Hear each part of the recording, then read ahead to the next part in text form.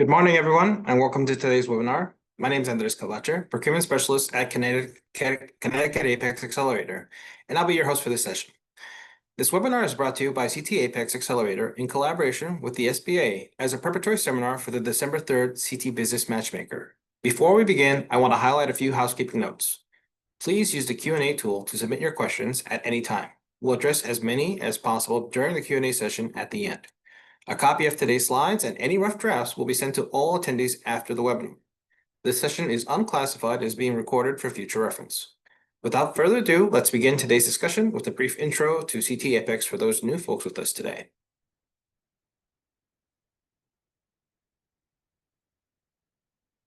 Connecticut APEX Accelerator is funded through a cooperative agreement with the Department of Defense and the State of Connecticut Department of Economic and Community Development. Our host agency, the Southeastern Connecticut Enterprise Region, or sector, is led by Paul Whitescarp. Our services entail a lot of the normal things that you would see most other agencies do, but we also specialize and focus on government contracting. Here's just a list of some of the services. We even have one-on-one counseling, and yes, we do meet in person at our regional offices. I myself am located at the Bridgeport Regional Business Council in downtown Bridgeport. Well, this is our agenda for today. We're going to start out with just a brief understanding of what it is that we're trying to build around. What does a capability statement do, and what does it actually entail in terms of the market research, in terms of the work, and in terms of the mindset that you have to have when you're utilizing it? We'll also do a brief live demo of how to fill out or build out your own capability statement, and then we'll take you questions at the end. So a lot of clients come in and say, Andres, I want to sell XYZ to the government. Well, I respond, what does your business sell? Mostly A, B, and C. This is not the way we should be approaching any business opportunity. For that matter, jack of all trades, master of none are exactly the types of businesses that the government is avoiding. So this is where I need you to be honest with yourself. What scale can I genuinely compete in? What price range is my company set to succeed in?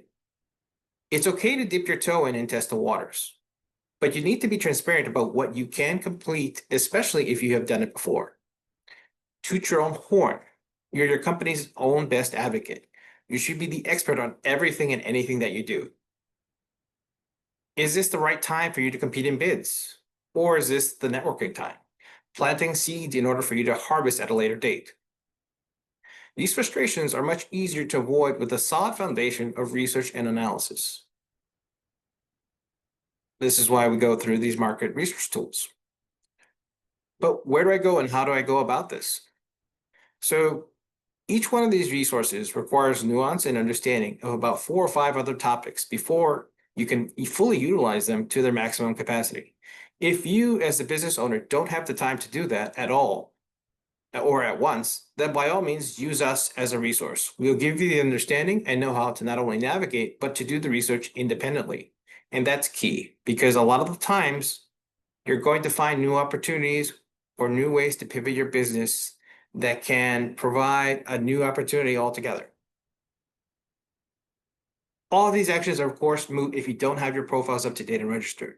So if you need a SAM.gov reactivation, or if your certification is about to expire, please make sure to consult your APEX counselor to be able to sort out all of that prior to the matchmaker, because this is all necessary in order to be a valid and viable partner to any of the primes that will be present there. So why does targeting matter? Too many businesses rely on generic statements that say the same thing to everyone. But government buyers want to see that you understand their mission and their needs. When you customize your statement to the agency, you're showing that you've done your research and you're not just another vendor. You're actually a potential solution. For these in-person matchmakers, where you're literally competing with the person in front and behind you in the queue, these small tactical differences help your unique value as a business stand out. We want to make sure that you put your best foot forward. You have to be as complete as possible on that paper in order to make sure that you're getting all the different opportunities that you're actually trying to strive for. So what is a government-friendly structure? Well, the structure is pretty simple, but it's powerful. Agencies expect to see your core competencies, your differentiators, examples of past performance, corporate data like UEI and CAGE codes, and clear contact information. Keep it short, keep it sharp, and make it easy to skim. Also, don't forget your NAICS codes because that's also very important. You have to make sure that you're listing all the things that you not only have done before, but have actually done and completed contracts for in the past, either in the private sector or through government contracts as well. So what's the difference between a generic and a targeted capability statement? The key difference is that the generic one lists everything that you do and uses vague language like high quality or excellent service. A targeted statement is laser focused. It highlights only what matters to that agency, uses measurable proof of your abilities, and connects your work directly to their mission. And that's very key. It helps you distinguish yourself from the rest of the competition and make sure that you're aligning with what they're looking for. All of these folks have seen it and read it before. They've seen it all. We want to make sure that you stand out by knowing that you're fairly researched, that you're competent in your presentation of yourself, and that you've already, performed at that level before. So with regards to your your NAICS codes should match your main line of work and align with your experience. Now, some of you may be new, right? You may just be a startup. You may have just began your company a couple months ago and may not necessarily have anything under your belts. That's okay. There is something known as executive experience. And that is still viable work that you've done, just not under your company title. So we can make sure that we learn to leverage that onto your capability statement as well.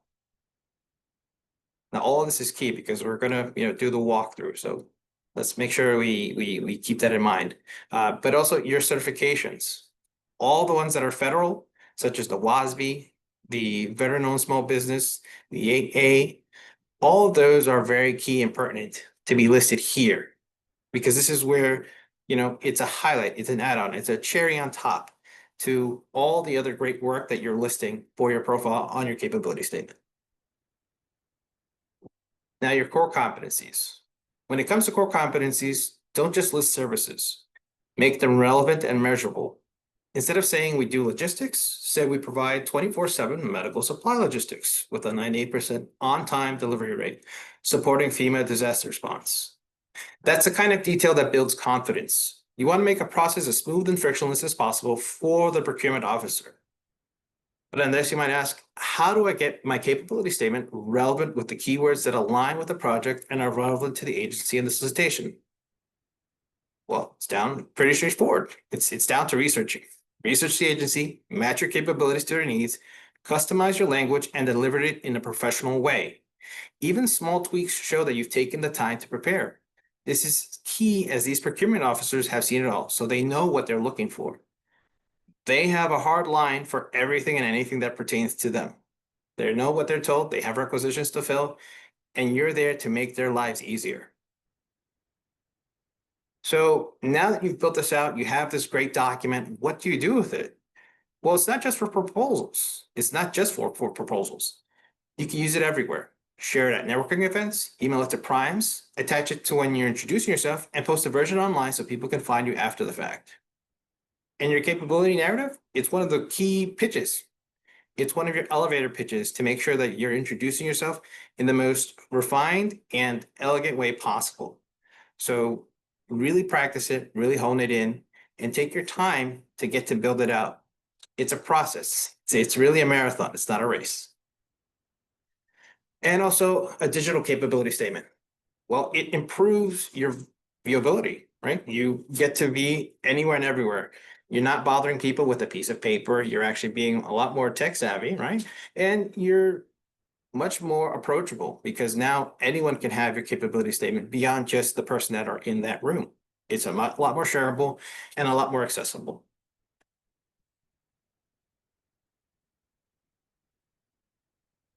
And here is a sample capability statement.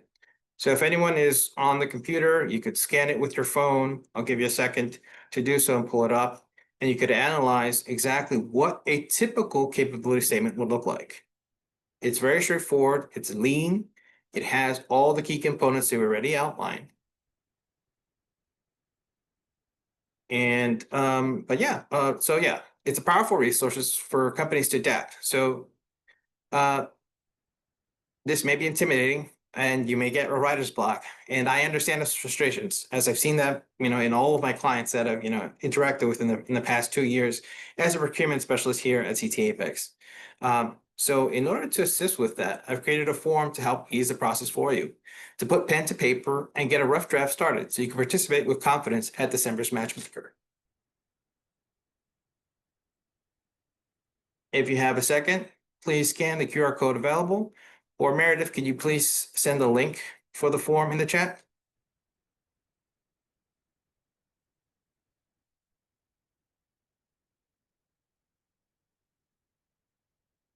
And I will switch this over.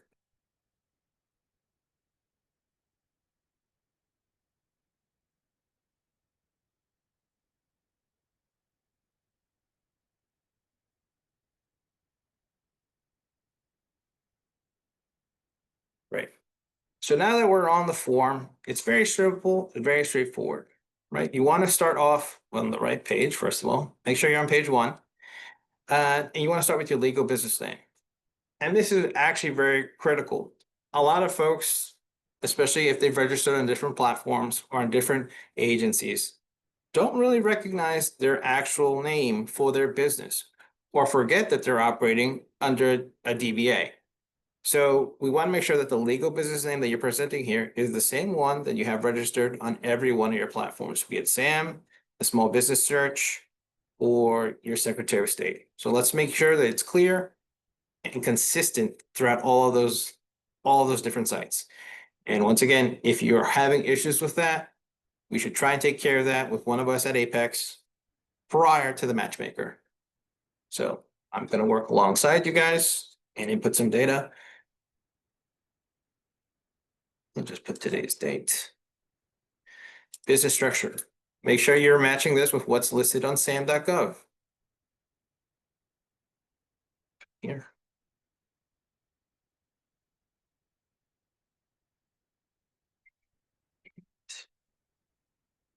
For your business address, make sure it's also the proper real business address that you have registered on all the same platforms. As for website, it's not necessarily mandatory, but it's also very helpful for those of you who are just entering the government contracting space, as well as who are not yet recognized as easily. Your UEI, I'm just going to enter a general one. But if you don't have a UEI yet, or if you don't remember it, that's okay. We're just creating a rough draft for you to initially start off. Point of contact name. So the person you want listed on your capability statement should be the business owner, or the person that the business owner has directed to enact or participate on behalf of the company. Generally, that should be the business owner, and it should be the person that is listed on sam.gov, as well as the primary business owner on the Secretary of State. So here.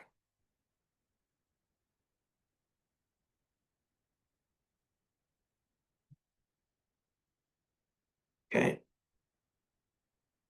Your email should be the default email that all your businesses should, business information should be going to. That will work. Phone number, the main phone number that anyone should be able to contact you by. So if you're not responding to this number, you shouldn't be listing it here because you're going to get calls. And so far, this has all been very generic, very plain, just base information. Now we're going to go into, again, the core competencies. What do you do?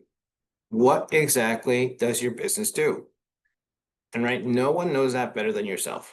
So you want to make sure that you list everything and anything you can, because right now this is going to be the clay. This is the clay that you're going to be building out a fully functional capability statement from. So let's take some time. Let's get some real thought into this, because this is where we want to make sure we outline anything and everything that we do. And then as we go through the process, either independently or with a counselor, you can whittle it down to what it is that you're actually going to highlight based on the primes and buyers that you're actually trying to work with. Government specialist,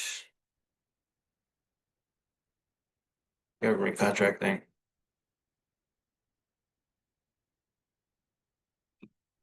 What else do we do? One-on-one counseling.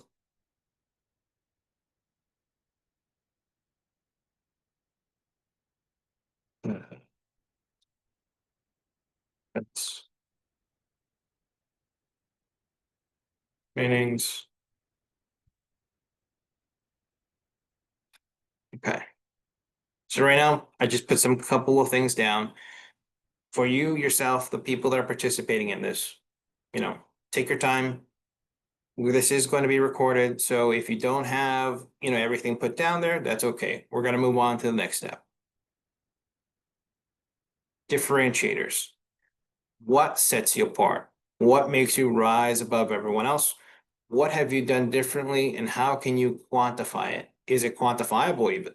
These are the questions you want to make sure that you are tackling when you're handling this section. You want to make sure that you're highlighting, again, the great successes that you've done, and also make it tied to the people and relevant to the people that you're trying to sell your services to. So, you could be the greatest baker, but if you're trying to sell a widget, it's not really relevant to, the agency or to your capability statement. So those things that are not pertinent to the things that they're looking for, it wouldn't serve you in the best way to put that on here.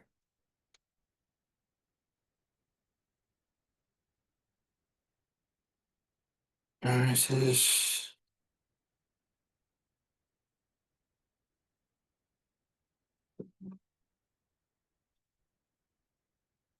in the Connecticut area.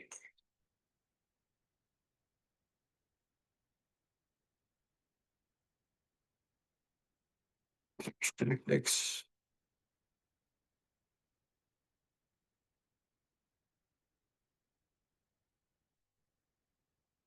There we go. Okay.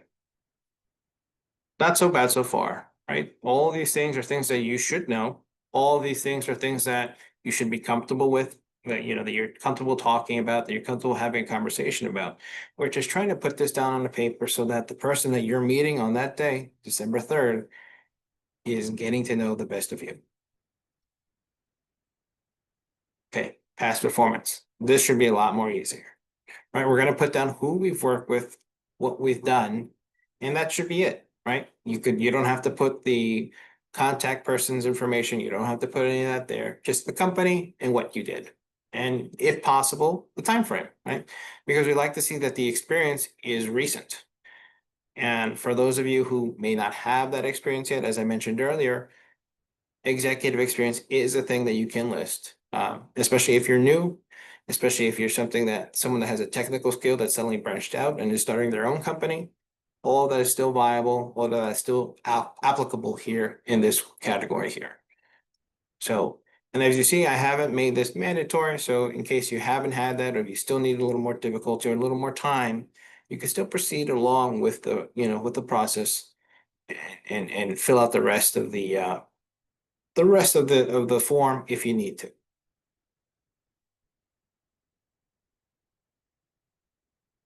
May see people just listing a couple of my clients in the past. That's all. All right.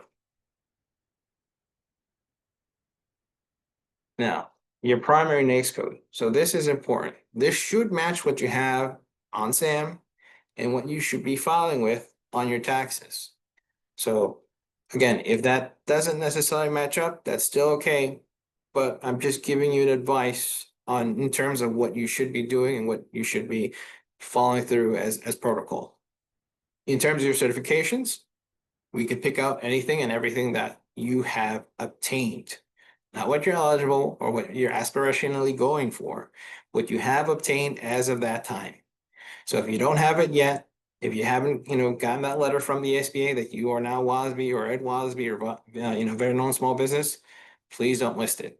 It doesn't hurt. It doesn't help you in any sort of way, if it isn't true.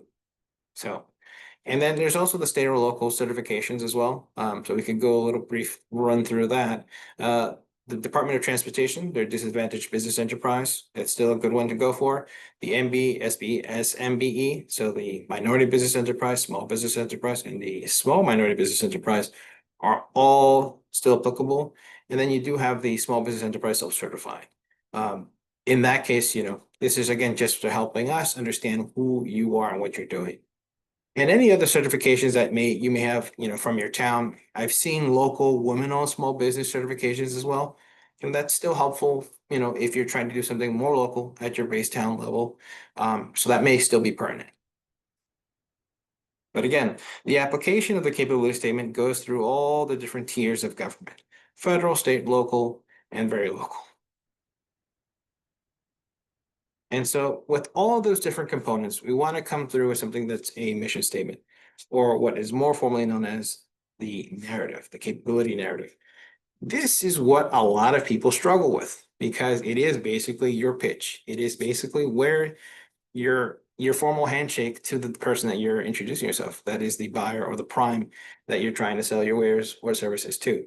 So this is oftentimes where people have the most trouble coming up with words to represent their company in as concise a manner as possible. And I intentionally put this at the end because if you're going to go through all the different steps of identifying, what is your win situation, what is the best case argument for your business, you can start to formulate something that's a little more cohesive and a little more intentional about what you can actually do for these primes for buyers. It's that honesty that you're getting through the process of doing the research, doing, seeing your wins and knowing where to highlight those things. And so this is why I like to make sure that this is saved towards the end. For right now, I'll leave that blank. And after you've completed this, we just hit submit. So once you've completed it, you'll receive this message and you'll be getting a rough draft from one of us at CTAPEX, and we'll make sure that we get that to you promptly after this event.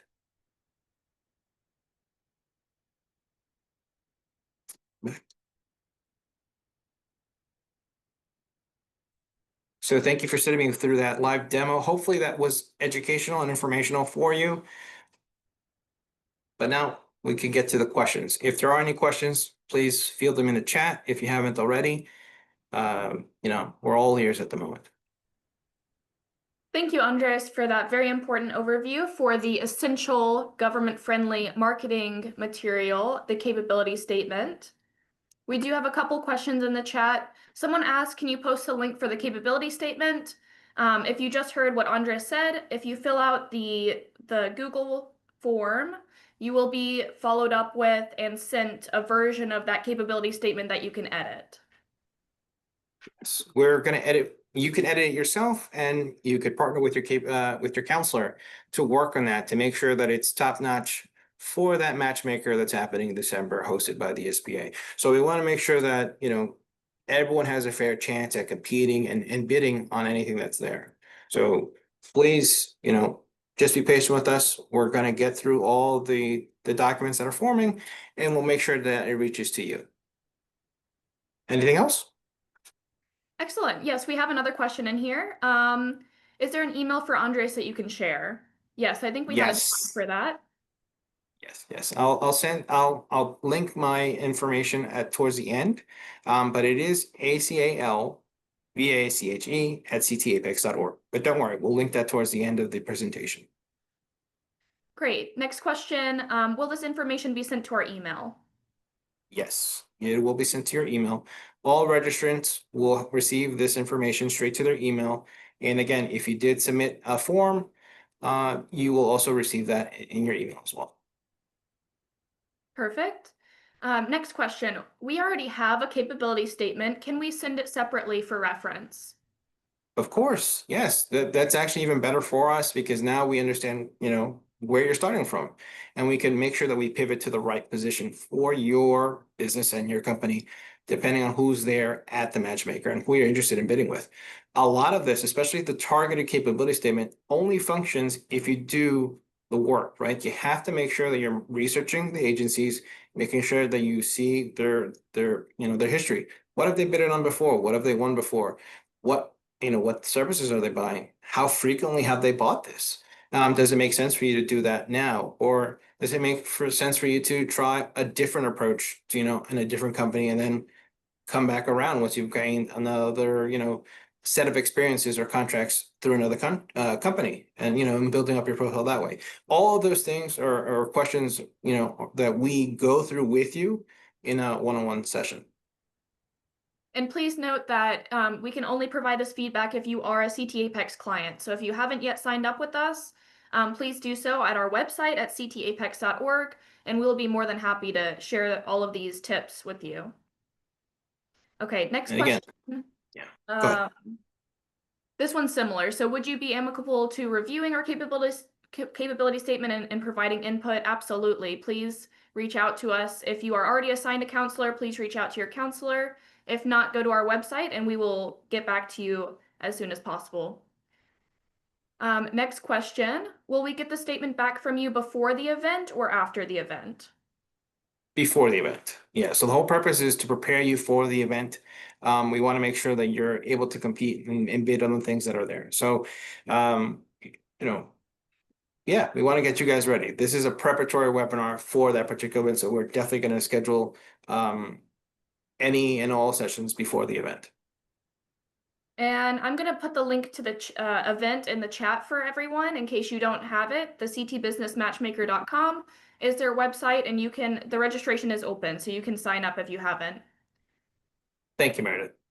Thank you. When is the date of the event is a question. December 3rd. Thank you. As a matter of fact, I believe I do have a flyer. So for those who are asking, this is my email. And for those who need assistance with the QR code generation, here's a link that has some instructions on how to generate that for your business. Look, where's the flyer? I'm just going to skip ahead a bit. This is the flyer for the CT Business Matchmaker. If you haven't, registered yet, or you haven't really gone through the process of seeing what primes are going to be there, please take a second, make sure, you go and visit the website. It's very well polished. There may be some security issue where you may not be able to log in properly based on your Wi-Fi settings or something, but rest assured the link that's on there is a safe and secure link. And it is the only primary link for registration for the Business Matchmaker. So I'll just leave that up there for a second. And as well, Meredith, you sent the link in the chat, correct? Correct. Thank you. But yes, so with that out of the way, I would like to set up some homework for you guys, for all the attendees here. Right? I'd like you to choose one of your NAICS codes or products, just pick one. And from the list of confirmed primes and agencies on the Matchmaker website, find the 3 of the top agencies listed that buy what you are selling. This, of course, will take some research as well, so please make sure you do your due diligence and visit the CT Business Matchmaker, as well as the resources that we have listed, in order to make sure you're getting that picture of what you can fine-tune your capability statement to do. What can you fine-tune yourself to make sure that you have the right language and the right rhetoric and the right type of understandings that you're needed in order to sell those things to that particular prime. So for the long term, also look out for budget forecasts, either in SAM.gov or respective agencies' websites. And then always aim to refine your market focus by creating a target profile. What we mean by a target profile is who you're trying to sell to. Understanding who your main clientele is very powerful because it allows you to limit your waste, right? It allows you to make sure that you're spending all your time and all your energy and improving your ROI. So one last tidbit of information here. This is, for some of you, this may be the first matchmaker that you're attending. It may be your third or fourth. These events are there to help you break through, to get your foot through the door, but it isn't a guarantee. Just like anything else, any other government contracting opportunity.